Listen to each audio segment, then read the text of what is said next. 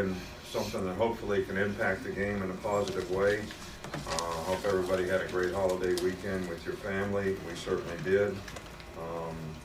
You know, we're excited about the women's softball team. I actually watched a couple games this last week, getting to the World Series, and you know, our thoughts and prayers are with the Bart Starr family, with his passing, and also Rod and Paula Bramlett from Auburn's family. Some tragic news for all of us in Alabama, with some people who had a significant impact on the sports tradition in Alabama for a long, long time. From our standpoint, you know, our players, freshmen recorded yesterday. We have several guys that still have to graduate from school, where their school hasn't gotten out yet, but we hope they'll be there, you know, within the next week.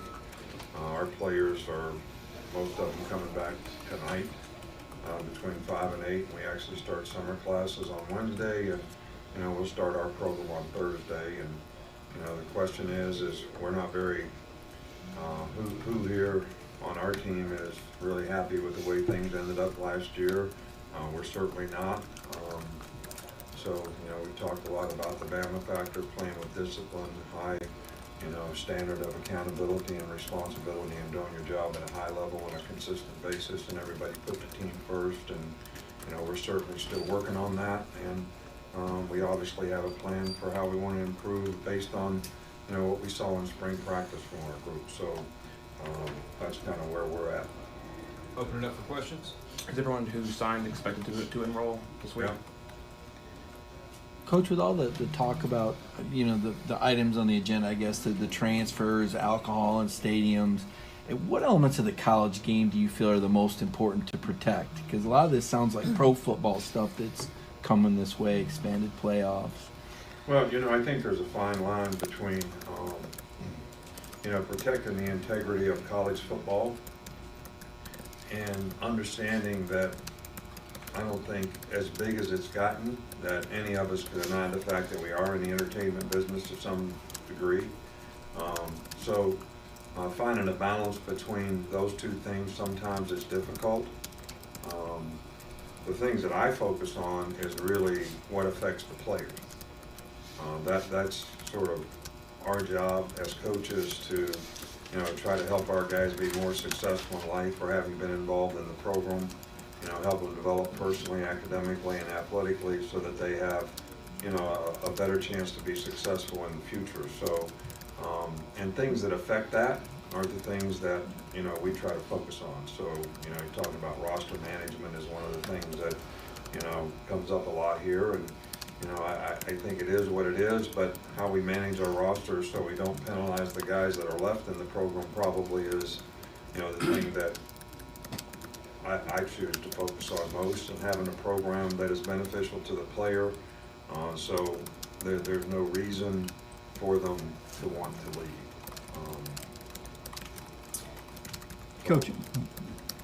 Nick, you guys have played an attractive neutral site game on your schedule usually to open the season.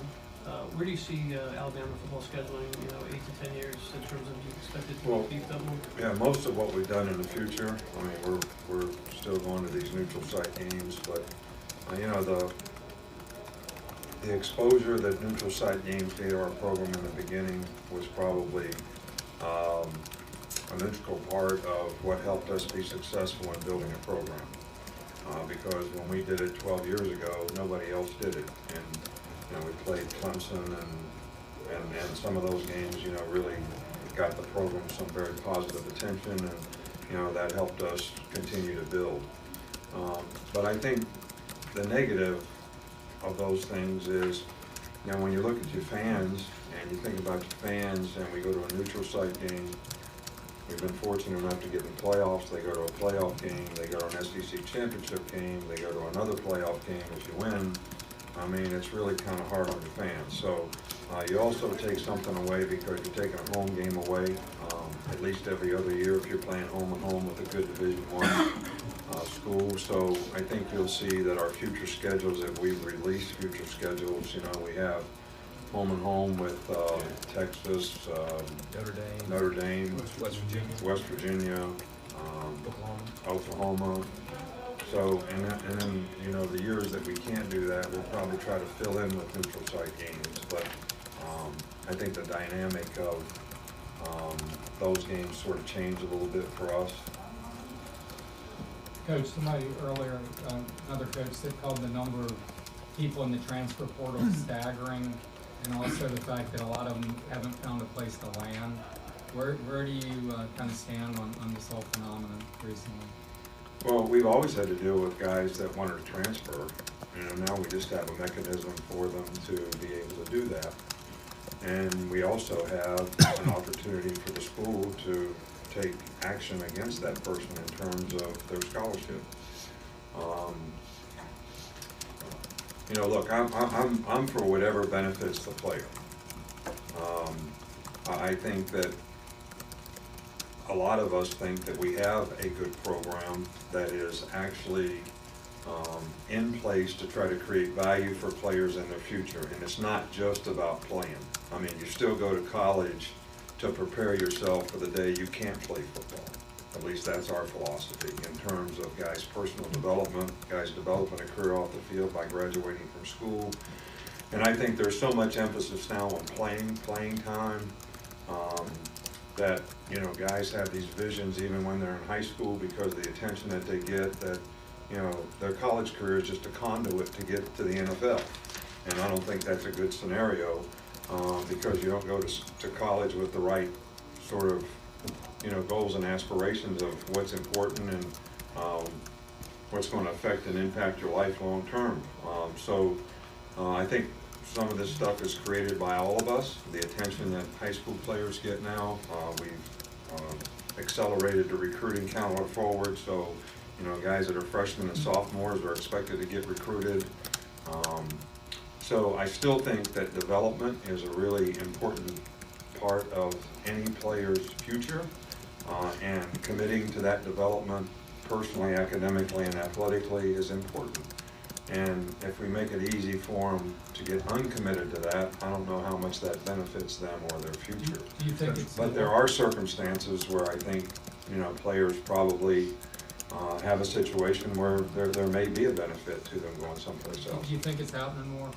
Sorry to interrupt you there. Do you think it's happening more? Because you said it's always been happening, but it seems from our perspective, because we're hearing about it more, but is it just more public? Yeah, I think you might be right about that. I don't feel it's happening more like in our program, and I can't tell you how many guys are in the portal. I don't really. I mean, we check it just to see if there's anybody we would be interested in if we have a position of need or something, but more the graduate transfer who's immediately eligible than anything else. Coach, we'll wrap up here with CISA.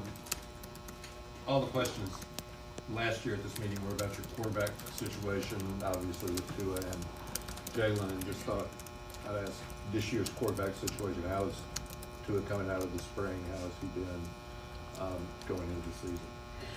Well, I think, you know, Tua's got to challenge himself a little bit to get back to, I think, you know, being hurt was an issue for him at the end of the season.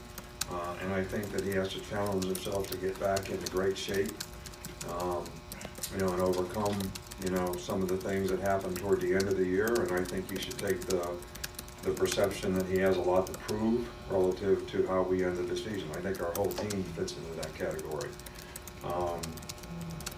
The other quarterbacks are obviously, you know, guys that are developing and have done some good things, and obviously have some things that they need to continue to work on.